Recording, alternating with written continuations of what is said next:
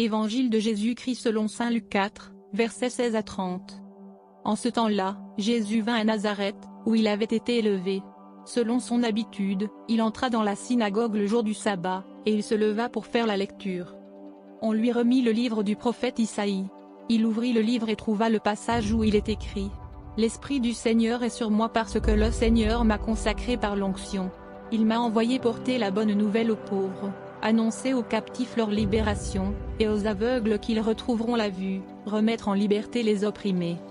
Annoncer une année favorable accordée par le Seigneur. » Jésus referma le livre, le rendit aux servants et s'assit. Tous, dans la synagogue, avaient les yeux fixés sur lui.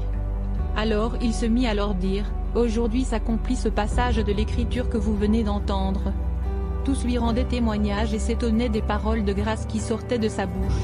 Ils se disaient : « N'est-ce pas là le fils de Joseph ? » Mais il leur dit : « Sûrement vous allez me citer le dicton : Médecin, guéris-toi toi-même, et me dire : Nous avons appris tout ce qui s'est passé à Capharnaüm, fais donc de même ici dans ton lieu d'origine. » Puis il ajouta : « Amen, je vous le dis, aucun prophète ne trouve un accueil favorable dans son pays.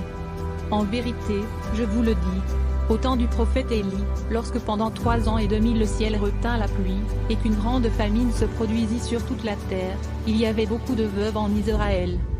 Pourtant Élie ne fut envoyé vers aucune d'entre elles, mais bien dans la ville de Sarepta, au pays de Sidon, chez une veuve étrangère. Au temps du prophète Élisée, il y avait beaucoup de lépreux en Israël.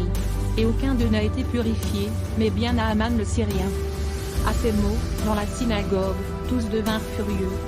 Ils se levèrent, poussèrent Jésus hors de la ville, et le menèrent jusqu'à un escarpement de la colline où leur ville est construite, pour le précipiter en bas. Mais lui, passant au milieu d'eux, allait son chemin. Acclamons la parole de Dieu.